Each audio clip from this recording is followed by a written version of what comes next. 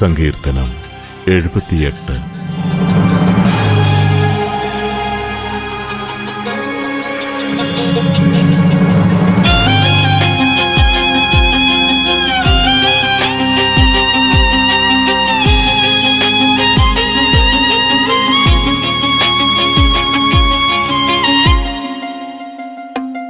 എന്റെ ജനമേ, എന്റെ ഉപദേശം ശ്രവിക്കുക.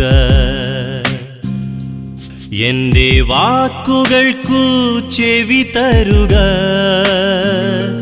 ഞാൻ ഒരു ഉപമ പറയാം. പുരാതന ചരിത്രത്തിൻ്റെ പൊരുൾ ഞാൻ വ്യക്തമാക്കാം.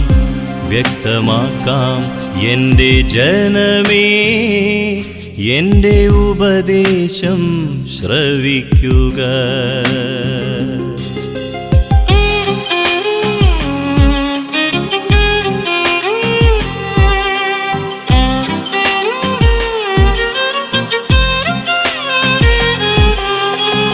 നാം അതു കേൾക്കുകയും അറിയുകയും ചെയ്തിട്ടുണ്ട്. പിതാക്കന്മാർ നമ്മോട് പറഞ്ഞിട്ടുമുണ്ട്. അവരുടെ മക്കളിൽ നിന്നു നാം അതു മറച്ചു വെക്കരുത്. കർത്താവ് പ്രവർത്തിച്ച മഹത്തായ കാര്യങ്ങളും അവിടുത്തെ ശക്തിപ്രഭാവവും അത്ഭുത കൃത്യങ്ങളും വരും തലമുറയ്ക്ക് വിവരിച്ചു കൊടുക്കണം. അവിടുന്നു യാക്കോബിന് പ്രമാണങ്ങൾ നൽകി, ഇസ്രായേലിന് നിയമവും. അതു മക്കളെ പഠിപ്പിക്കാൻ നമ്മുടെ പിതാക്കന്മാരോട് അവിടുന്ന് ആജ്ഞാപിച്ചു. വരാനിരിക്കുന്ന തലമുറ, ഇനിയും ജനിച്ചിട്ടില്ലാത്ത മക്കൾ അവ അറിയുകയും തങ്ങളുടെ മക്കൾക്ക് അവ പറഞ്ഞു കൊടുക്കുകയും ചെയ്യും. അവർ ദൈവത്തിൽ ആശ്രയിക്കുകയും അവിടുത്തെ പ്രവൃത്തികളെ വിസ്മരിക്കാതെ കൽപ്പനകൾ പാലിക്കുകയും ചെയ്യും. അവർ തങ്ങളുടെ പിതാക്കന്മാരെ പോലെ ദുശ്ശാഠ്യക്കാരും മത്സരബുദ്ധികളും ചഞ്ചല ഹൃദയരും ദൈവത്തോട് അവിശ്വസ്തരും ആകരുത്. വില്ലാളികളായ എഫ്രായീംകാർ യുദ്ധ ദിവസം പിന്തിരിഞ്ഞോടി.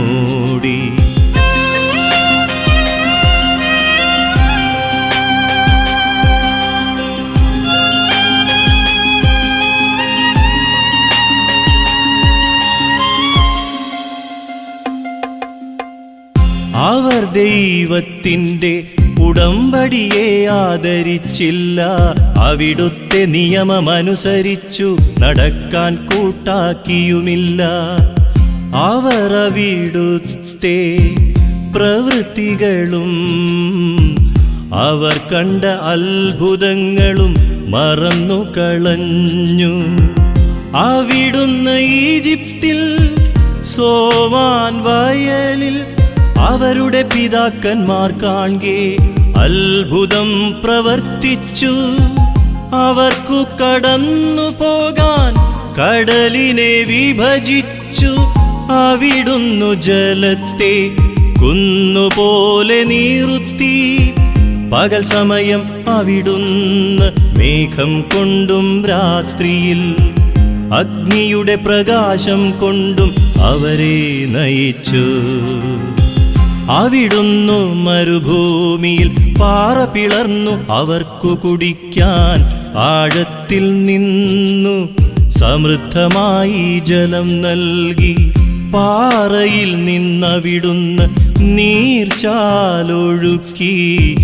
ജലം നദി പോലെ ഒഴുകി. എന്നിട്ടും അവർ അവിടുത്തേക്ക് എതിരായി കൂടുതൽ പാപം ചെയ്തു. അത്യുന്നതനോടവർ മരുഭൂമിയിൽ വെച്ചു മത്സരിച്ചു. ഇഷ്ടമുള്ള ഭക്ഷണം ചോദിച്ചവർ ദൈവത്തെ പരീക്ഷിച്ചു. അവർ ദൈവത്തിനെതിരായി സംസാരിച്ചു. മരുഭൂമിയിൽ മേശയൊരുക്കാൻ ദൈവത്തിനു കഴിയുമോ? ദൈവത്തിനു കഴിയുമോ?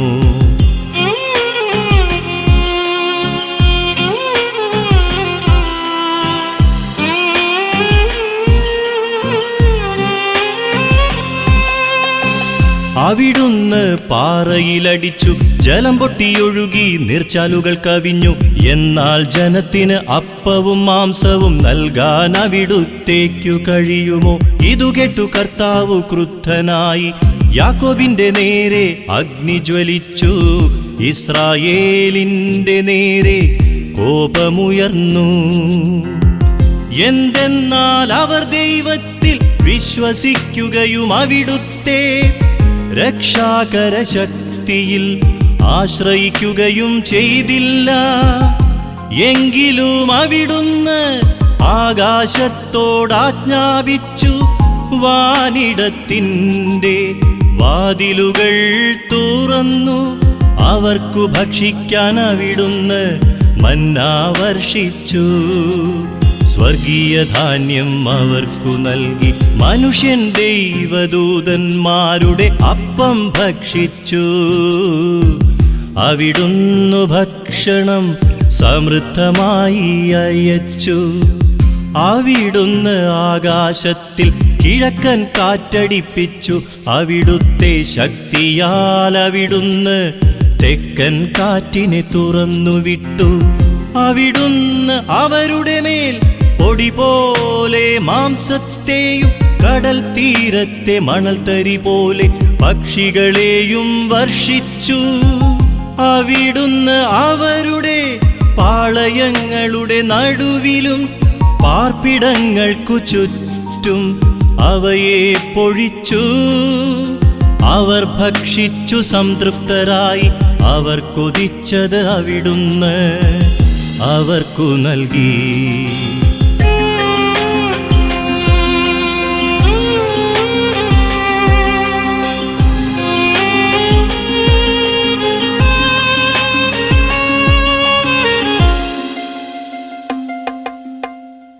എന്നാൽ അവരുടെ കൊതിക്കുമതി വരും മുൻപു തന്നെ, ഭക്ഷണം വായിൽ ഇരിക്കുമ്പോൾ തന്നെ ദൈവത്തിന്റെ കോപം അവർക്കെതിരെ ഉയർന്നു.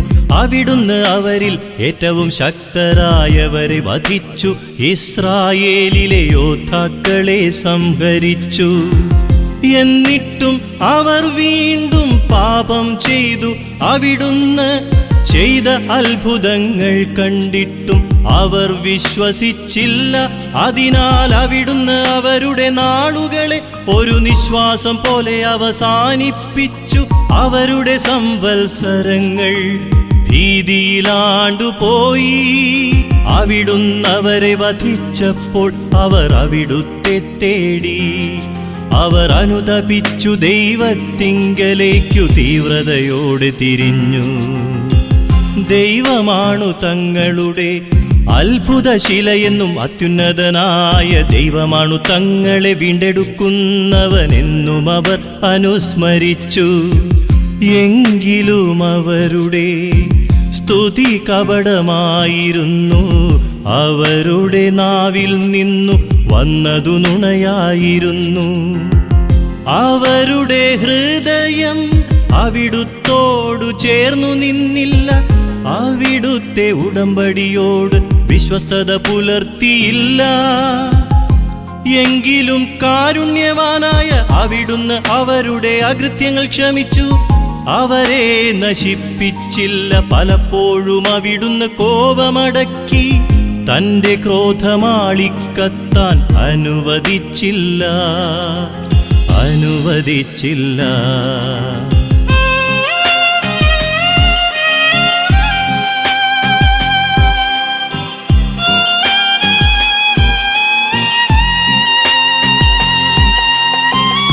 അവർ ജഡം മാത്രമാണെന്നും മടങ്ങി വരാതെ കടന്നു പോകുന്ന കാറ്റാണെന്നും അവിടുന്ന് അനുസ്മരിച്ചു.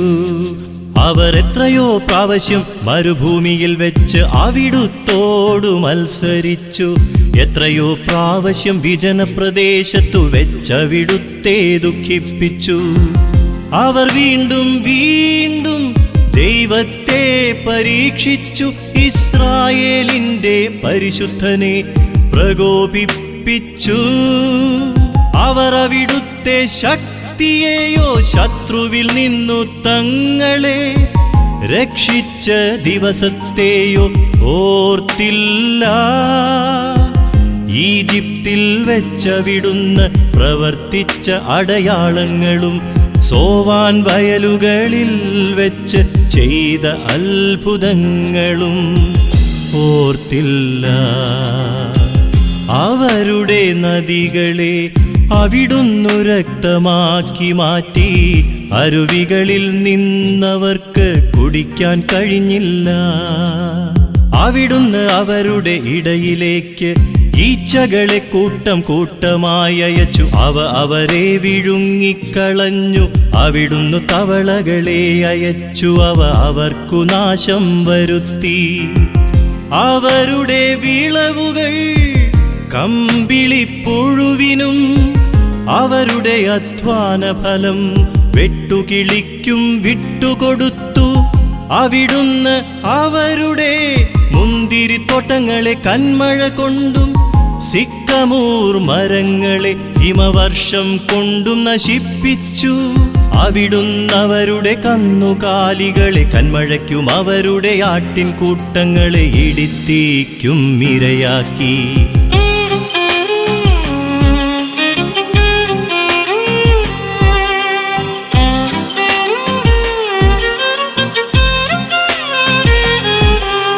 അവിടുന്ന് അവരുടെ ഇടയിലേക്കു തന്റെ ഉഗ്രകോപം, ക്രോധം, രോഷം, ദുരിതം എന്നിങ്ങനെ സംഹാരദൂതന്മാരുടെ ഒരു സംഘത്തെ അയച്ചു. അവിടുന്ന് തന്റെ കോപത്തെ അഴിച്ചുവിട്ടു. അവിടുന്നവരെ മരണത്തിൽ നിന്ന് ഒഴിവാക്കിയില്ല.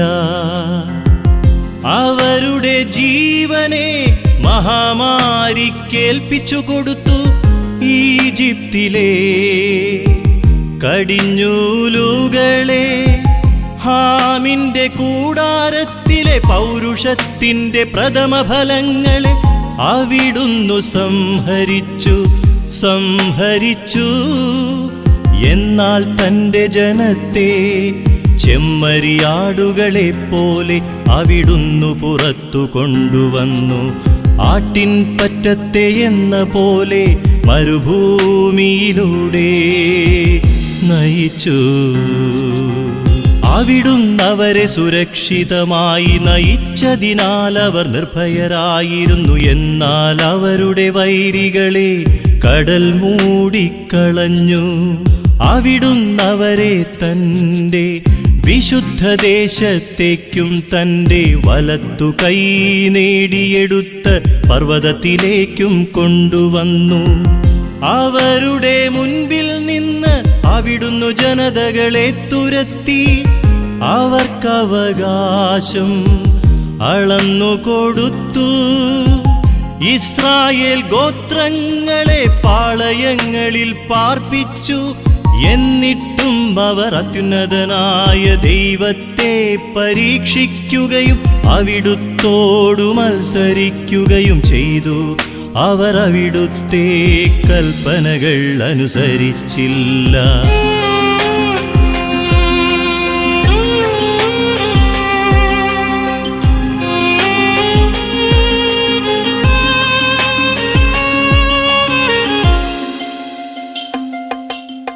തങ്ങളുടെ പിതാക്കന്മാരെ പോലെ അവർ ദൈവത്തിൽ നിന്നകന്ന് അവിശ്വസ്തമായി പെരുമാറി.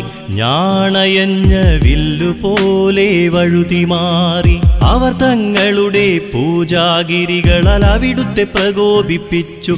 തങ്ങളുടെ വിഗ്രഹങ്ങളാൽ അവിടുത്തെ അസൂയാലുവാക്കി. ദൈവം ഇതു കേട്ടു. ക്രുദ്ധനായി അവിടുന്ന് ഇസ്രായേലിനെ പരിപൂർണമായി പരിത്യജിച്ചു. ആകയാൽ അവിടുന്ന് മനുഷ്യരുടെ ഇടയിലെ തന്റെ നിവാസമായ ശീലോയിലെ കൂടാരം ഉപേക്ഷിച്ചു. അവിടുന്ന് തന്റെ ശക്തിയെ അടിമത്തത്തിനും മഹത്വത്തെ ശത്രുവിന്റെ കരത്തിനുമേൽപ്പിച്ചു കൊടുത്തു. അവിടുന്ന് തന്റെ ജനത്തെ വാളിനു വിട്ടുകൊടുത്തു. തന്റെ അവകാശത്തിന്മേൽ ക്രോധം ചൊരിഞ്ഞു. അവരുടെ യുവാക്കളെ അഗ്നി വിഴുങ്ങി. അവരുടെ കന്യകമാർക്കു വിവാഹഗീതം ഉണ്ടായിരുന്നില്ല. അവരുടെ പുരോഹിതന്മാർ വാളിനിരയായി. അവരുടെ വിധവകൾ വിലാപം ആചരിച്ചില്ല. വീഞ്ഞുകുടിച്ചലറുന്ന മല്ലനെ പോലെ ഉറക്കത്തിൽ നിന്നെന്ന പോലെ കർത്താവെഴുന്നേറ്റു. അവിടുന്ന് തന്റെ ശത്രുക്കളെ തുരത്തി അവർക്കു ശാശ്വതമായ അവമതി വരുത്തി.